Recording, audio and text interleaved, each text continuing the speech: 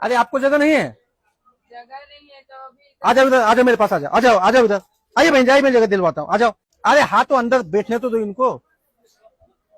चलो उधर आ जाओ, बैठ जाओ उधर, बैठिए। नहीं छुट्टी आप नहीं, आप ऊपर चलो, चल भाई उधर उस साइड में चल। ये सामान निकालो, बैग नीचे डाल दो, आपका भी बैग नीचे डाल दो, जो बैग है नीचे रख दो। बैठ जाइए बहन जी, बैठ जाइए आप, बैठ जाओ। आप भी चलो उधर, चल रहे उधर, इतना पालथी मार के बैठे हो जनरल डिब्बे में। हाँ आइए बहन जी, आप इधर आ जाओ, छूटिए मेरे पास आ जाओ। छोटी है वो। हाँ आ जाओ उधर, चलो हो जाओ पीछे, ले लीजिए बच्चों को अपने पास में, आ जाओ, ये बच्चे ले लो, आ जाओ छुट्टी, जाओ उधर।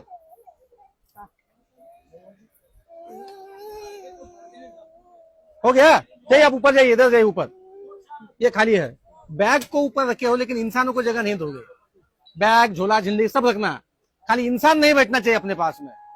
ठीक बात बोल रहे हैं आप ये सब।